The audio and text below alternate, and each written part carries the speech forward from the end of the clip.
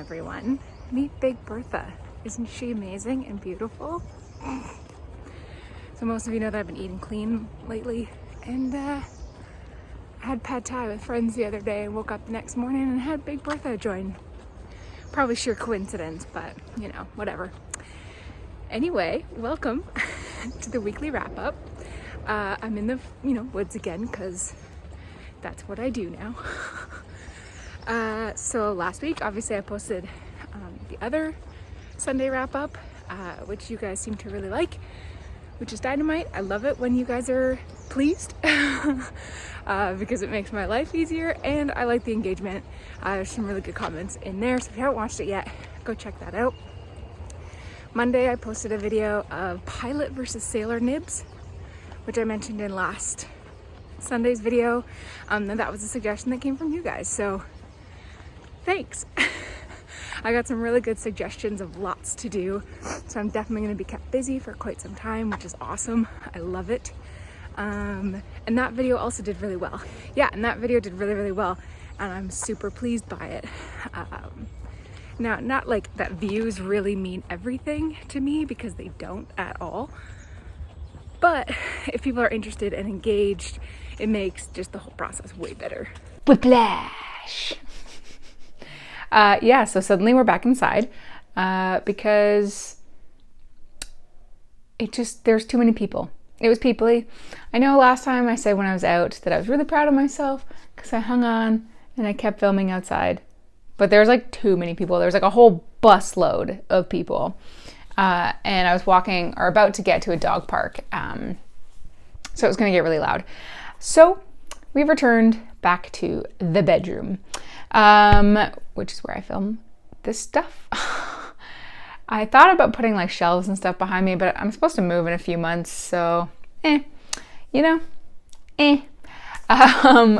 yeah, so Friday was the video I did of the new goodies that I purchased and was sent from Emmy at Pen Venture. So I hope you checked that out, but if not, these were the primary, and I got some paper as well. I have inked them all up now. In my Leonardo, I put Lamy Turquoise, which is dynamite, by the way. I don't typically write with turquoise color inks, but if I do, that's usually the one that I go with. In the Montegrappa, I have Robert Oster Carbon Fire, little sample there. And then in the Opus 88, I have put what is the longest name of ink ever, Van Diamonds, however you want to pronounce that, Tasmanian Pinot Noir Wine Red. Way too long of a name. So I've been really enjoying using these for the past week and a bit. And if you hear Parker meowing in the background, apologies.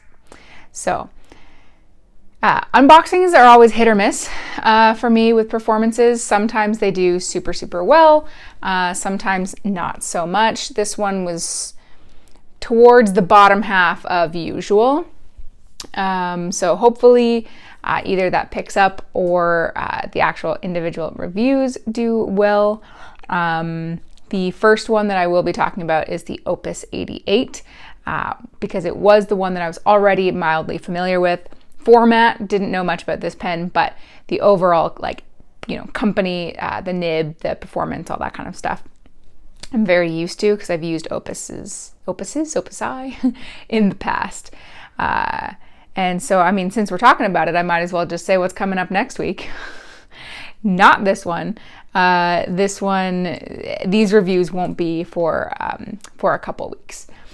So next week, I've actually just finished editing the videos that are going to go live next week. And I already forget what I've called them. So I'm going to get really uncomfortably close. Yeah, still hanging on to Big Bertha. Yeah, isn't she beautiful? And let's open up the laptop here. Oh, why, thank you. So Monday, oh yeah. Now I remember. So Monday, I took all of your guys' suggestions and did the Platinum versus Sailor comparison, which I had a really great time doing. And then Friday is the top 5 modern fountain pens, which basically just means like any pen that you can still buy now that I think will become vintage. Not necessarily like anytime soon, but just pens that I think people will collect as vintage pens down the line. I saw the idea, and I explained in that video, I saw the idea on Brian Goulet and Drew Brown's Pencast podcast.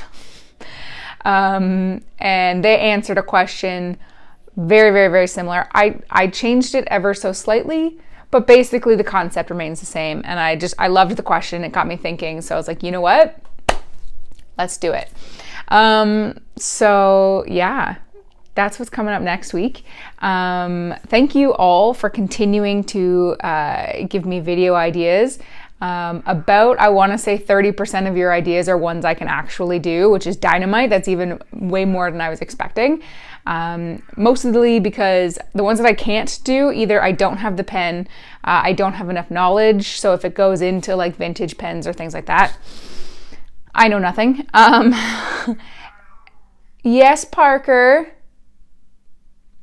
So just things like that. I either don't have the pen, don't have the experience, or sometimes, like I might know a little bit about that subject, but not a ton.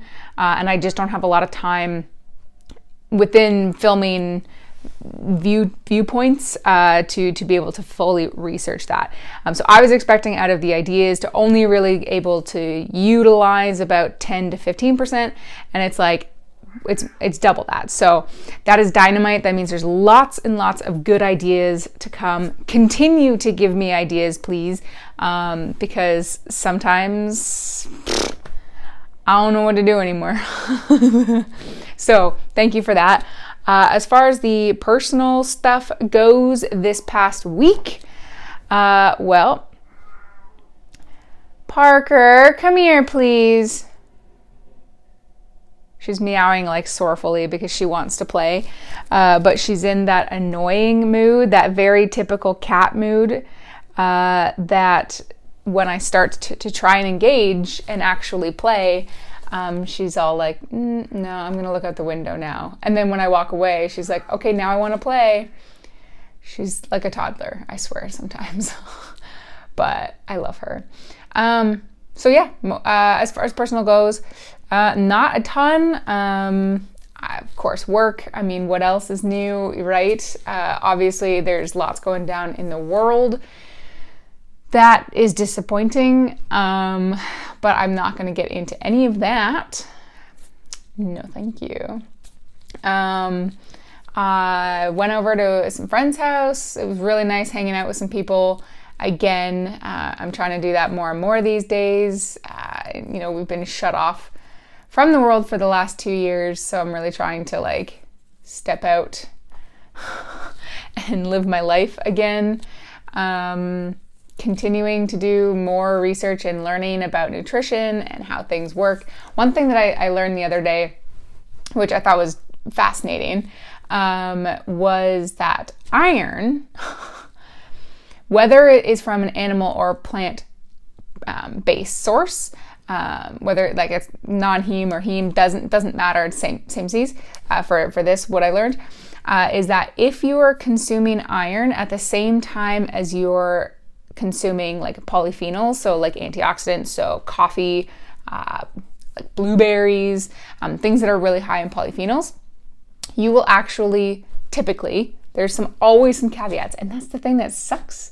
There's always caveats, but you will probably absorb less iron of what is in your actual content of your food than if you had eaten that meal without those polyphenols. Now, those are important. You need them, polyphenols, but it can have that problem. So the average person does not have to worry about it. But if you struggle to get iron, which right now I do, that's something to look out for. And it's not because they like counteract with each other. It's not like a medicine where it's like, they can cause some harm. It's because polyphenols and iron bind to the same receptors in your body. So they're both competing for the same amount of receptors. So whichever one gets there first gets it. Whereas if you don't consume polyphenols, then all of those receptors are open for the iron to be like, hey buddy, let's go. That was a very, very oversimplified way of explaining it. But that's essentially what I learned, and I thought that was fascinating.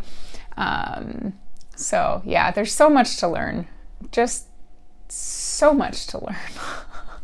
But I'm having a great time with it. I'm still going strong with it. So, why not?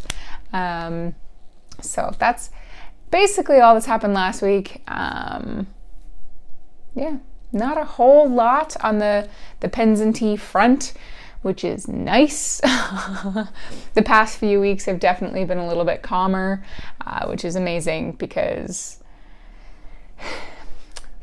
March and like April were just like, whoa, all of the things all the time, all at once. So yeah, it's nice that things are starting to calm down, at least outside of work. Work is always crazy, but that's almost a constant at this point. So like, who cares? So yeah. So you got two videos for sure. Well, 3, I guess, if you count this one, because technically Sunday is whatever. But 2 videos for sure. I don't think that there will be a surprise video on Tuesday, but you never know. I could change my mind.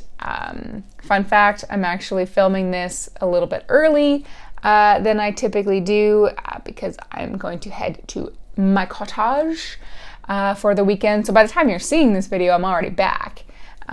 But I don't plan on doing jack diddly squat when I'm at my cottage. Go for long walks and read. That's my plan. So take a nap. I love naps. So yeah, I'm looking forward to that. Definitely looking forward to that. So yeah, guys, if you like this video, hit that like button. If you really liked it and haven't done so already, do hit the subscribe. New videos every Monday and Friday. The occasional Q&A or whatever happens on Tuesday. Hit the Patreon in the description if you want to help support me and what I do here. And as always, if you're still watching this far in, you're the reason I make these videos. Bye.